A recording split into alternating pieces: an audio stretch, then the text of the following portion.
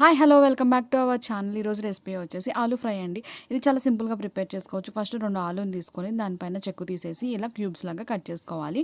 వీటిని బాగా వాష్ చేసుకున్న తర్వాత ఒక బౌల్ తీసుకొని దాంట్లో ఒక 2 గ్లాసు వాటర్ యాడ్ చేసుకున్న తర్వాత స్టవ్ ఆన్ చేసుకొని మనం కట్ చేసి పెట్టుకున్న ఆలూని దీంట్లో వేసుకోవాలి. అవి బాయిల్ అయిన తర్వాత తీసి పక్కన పెట్టుకోవాలి. తర్వాత స్టవ్ ఆన్ చేసి ఒక కళాయి పెట్టుకొని దాంట్లో డీప్ ఫ్రైకి సరిపడా ఆయిల్ యాడ్ చేసుకోవాలి. యాడ్ చేసుకొని మనం ఆల్రెడీ బాయిల్ చేసి పెట్టుకున్నాం కదా ఆలూని, అవి బాగా ఫ్రై చేసుకోవాలి గోల్డెన్ కలర్ వచ్చే వరకు.